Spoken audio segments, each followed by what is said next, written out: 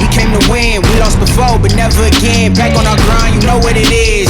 Yeah, this is our year. Knocked us down once, we got up again. Put in the work, so I know we gon' win. Man, oh man, I don't know if you guys get excited as much as I do when you guys purchase new gear. I should kind of talk low, huh? Because my parents are sleeping. I don't care. I'm excited. We got new gear today. We got the Panasonic S1. I got a lot of footage to show you guys, a lot of BTS, a lot of content that you guys can see. I try to get the most out of the Panasonic S1. So hopefully this video works. You guys saw the intro. So now let me show you guys the footage of what the Panasonic S1 can actually get. So let's go.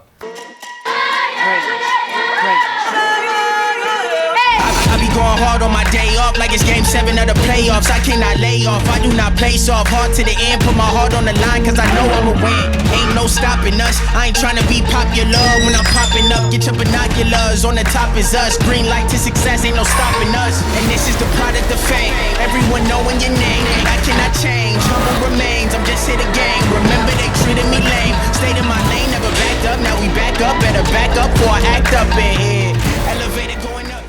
Alright guys, so hopefully you guys liked the video you guys just saw. And now I lost track and my mind went out of the... Oh man. Alright guys, so hopefully you guys liked that video. Now just keep in mind this video was filmed prior to the firmware update. So there's no 10-bit vlog or anything. This was all shot within inside the camera. There is 10-bit, but I didn't use that. I shot everything at 8-bit, and the picture profile that I used throughout all the footage that you guys are gonna see is with flat picture profile that it has in there. So let's get straight to the camera and let's start talking about it. Okay guys, so for the first thing we're gonna talk about in this video is gonna be the autofocus. We're gonna take that out of the video, out of this door, out of my room, out of everything. For the fact that we all know Panasonic does not have good autofocus. It just doesn't. The second thing I do wanna mention is this camera was all filmed with the Sigma adapter. So again, I wouldn't know about the autofocus in terms of how good it is. That's just take it for what it's worth. This camera, I shot it with the Sigma adapter. So yeah, autofocus, really, there's no point for me to even try it. All right, so one major thing I do want to talk about in this camera is the IBIS. The internal image stabilization on this camera is great. For once, me coming from a GH5 to S1, I was thinking there's no way they're gonna be able to match the GH5 IBIS onto this camera. And for me personally, it is a lot better. And the only reason I say it's a lot better is because it's heavier. It's a lot sturdier, so you can definitely walk around and you can do a lot of things, and you're able to keep the image better than the GH5 because it's smaller and lighter. But overall, it is the same thing. I'm just saying it's heavier because of the weight difference, but same IBIS. So I was shocked that they actually provided that and they kept that same image stabilization on the S1 just like the GH5. So this camera, the one thing that I think we all want to know about coming from a GH5, maybe not the GH5S, but the GH5, is the low light on this camera. We all know it's full frame, so it's going to be a lot better in low light. And I actually had a gig not too long ago and it was all in a low lit environment. So I'm gonna go ahead and provide the video clips as you guys are watching. So I was able to take out the S1 and it blew my mind. I was able to push 12,800, 16,000 ISO, and there wasn't a problem. Now keep in mind, we're all different in terms of how much grain we think is a lot in a little bit, but for me, 16,000 ISO is definitely doable in this camera. You might want to use neat video maybe, but 12,800, you're definitely going to be able to handle it. Basically have a beast low light, so you no longer have to attend Sony or Canon for low light. So I can definitely say the Panasonic S1 is a great low light camera. Another great thing I can say about this camera is the menu system. Overall, if you're coming from a GH5, then it's not going to be hard. I bought this camera and it honestly took me 5 to 10 minutes to figure out the settings, get my custom settings down, and go out and shoot.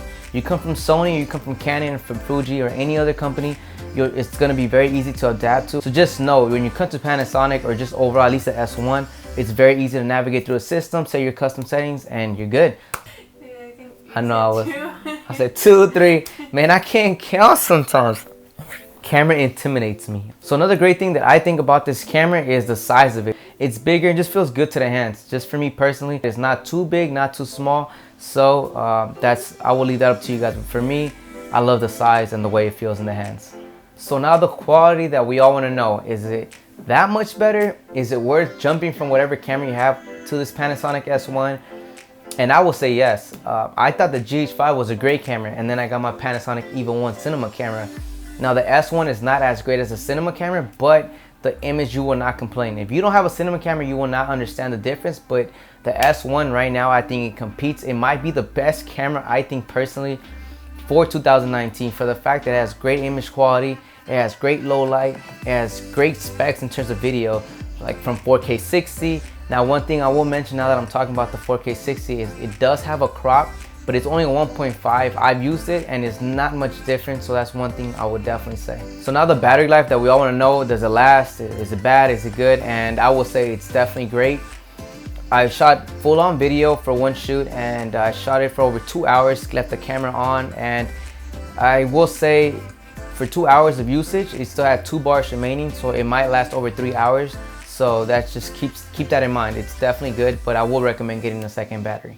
Okay, so now the photos. This is one thing I've never wanted to talk about in terms of the GH5 because it lacked in the photo area for me personally, bokeh, quality, just overall photo aspect. But this camera reminded me a lot of the Canon 5D Mark III. As you guys are gonna see in the photos right now, the images are outstanding. They're amazing. It has 24 megapixels in this camera, and you don't need honestly much nowadays. Everything looks good, and man, the quality, the colors, everything that this camera produces for photos is amazing. I will recommend it to anybody. You basically now have a legit film camera and a legit photo camera. Now the one biggest downside, again, is because I have the Sigma adapter. I don't know if that plays a big part or why it didn't work, but I was taking photos and sadly the screen itself and the electronic viewfinder did not adjust exposure. It does auto exposure when I'm taking photos, so you think it's exposed, but when you play it back, you see the image is very underexposed. So you gotta change the ISO, boost it, take a photo, go back, watch the photo, and make sure it's exposed correctly before you can go out and start shooting. So that's the biggest downfall of this camera in the photo size. Now I don't know if you take out the Sigma adapter and you put a regular native glass on it, it'll eliminate that, but for now, that's just for me speaking. If there's a setting in this camera that I don't know of that you can definitely fix that, then please let me know, because I tried looking and there was nothing. So I will say, if you're getting the Sigma adapter and you're gonna take photos, just make sure you can't shoot weddings with it or anything, because there's no way you're gonna try to just taking photos and making sure exposure, it'll be a mess. So that's one big downfall, but video, outstanding, I will say. So now we're gonna talk about the screen of this camera and the electronic viewfinder, and I will say I think it's the best right now in the market in terms of mirrorless cameras. And the reason why I say that is because I just went out to 3 or 2 shoots. I live in Los Angeles, California, so clearly it's hot out here. It's right now I think 90, 95.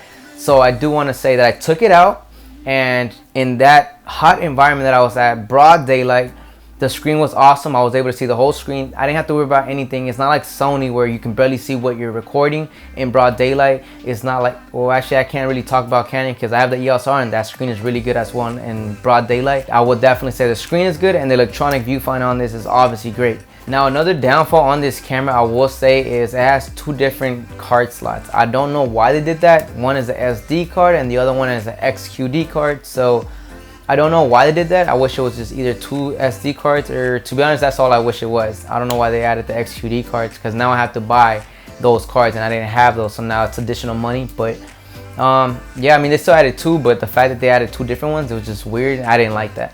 So now the touchscreen on this camera is very responsive. I was taking photos, video, and everything was well with this camera, so I would say the touchscreen on this camera is very responsive and it's good to use. Another thing that I do want to mention is this camera does not have unlimited recording at 4K 60. Then again, I don't mind that. I never maximized that or went over that on the GH5. Interviews, technically I'm gonna shoot at 4K 24. 4K 60, I'm not sure who's gonna use it above that, but if you guys do, then that just know it does not have a limited recording. There's a 30-minute limit recording, so just take that into consideration. So there you guys have it. So you guys know this camera is a beast. I think there's nothing wrong with it. Whatever, you guys know the IBIS on it is really, really good. The low light on this camera is beast. The photos is awesome. Just obviously there's a downfall to that. It has 4K 60, but it does do a 1.5 crop, but like I mentioned, it does not affect me, and they still haven't brought out its full potential. When that firmware update comes, I will definitely bring out another video for it and show you guys things that I can do or how I can maximize the camera more when that comes out. But for now, this camera is still a beast. I still think it's one of my, actually it is my favorite camera right now, the favorite mirrorless camera.